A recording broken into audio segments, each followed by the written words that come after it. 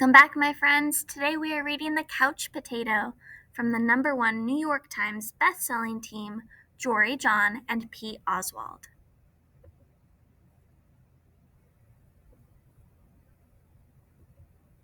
I am a potato.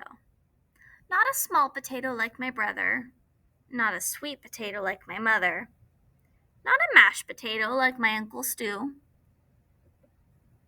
I am a couch potato. Oh yeah, it's true. My favorite place to slouch is on the couch.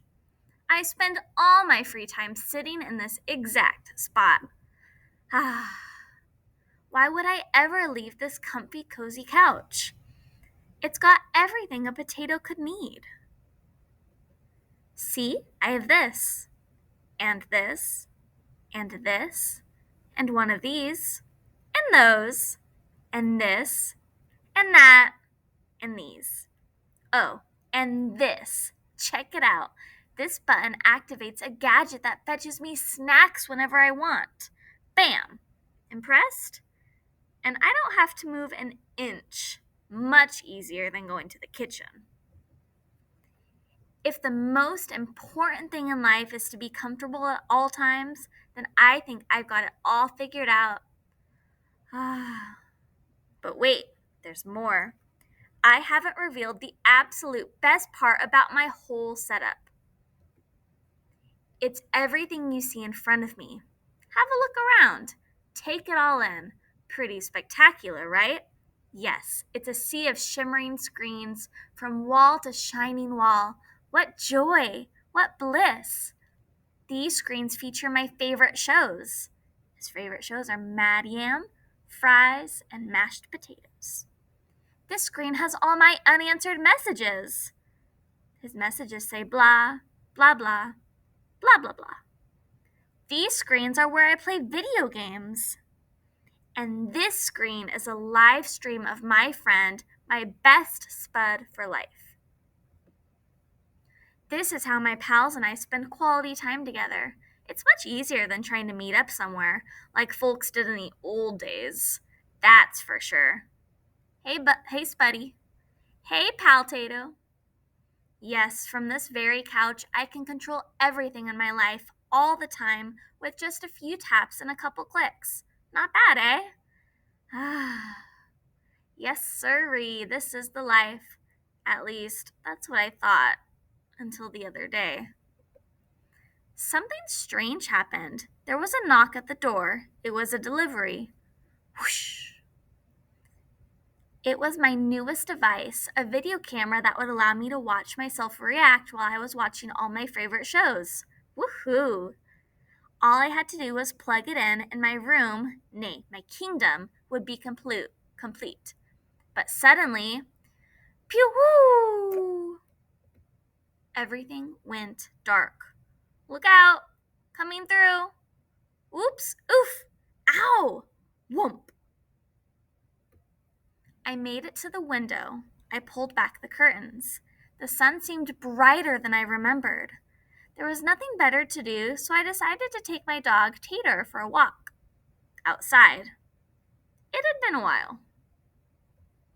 Everything was so vivid, like a high-resolution 156-inch curved screen, but even more realistic.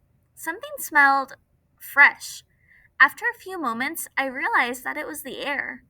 I heard a noise, some chirps, a ringtone perhaps? But no, I looked up to see some birds.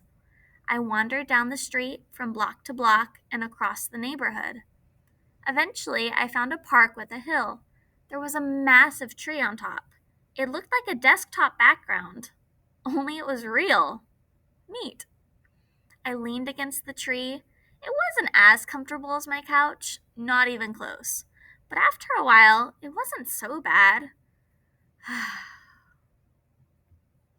Any worries about the power outage and what I might be missing drifted away.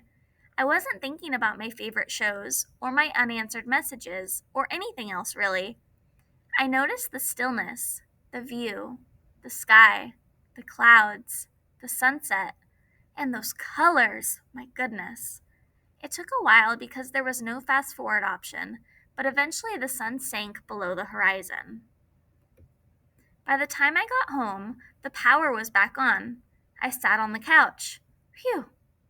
I hit the button to brush my teeth. Scritch, scritch, scritch. I pulled the lever to change into my pajamas. Bloop! I turned the knob to watch a bedtime story. He's watching Goodnight Spud. Then I noticed my reflection in one of the screens.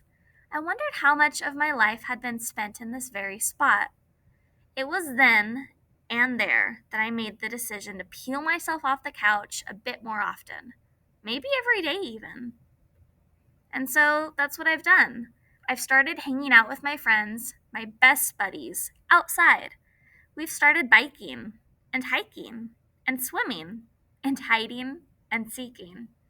Sometimes we have snacks and play board games. Sometimes we talk all day. We might watch the clouds. There's no big plan. We just see what happens. It makes me wonder, what if I don't always need to be totally comfortable? What if I'm happier when I have a better balance between my gadgets and the world outside? Because it turns out that I'm more than just a couch potato. I'm an amusing potato. I'm a smart potato. I'm a kind potato. I'm an entertaining potato. And I'm a sit on a hill and watch the sunset potato. Yes, there's a great big world out there, and I want to be a part of it, in person. But don't get me wrong, at the end of a long day, after I've run and played and talked and laughed with my friends, I still think it's awfully nice to slouch on the couch. He's reading The Catcher in the Fry. The end. I hope you enjoyed it. Thanks for listening.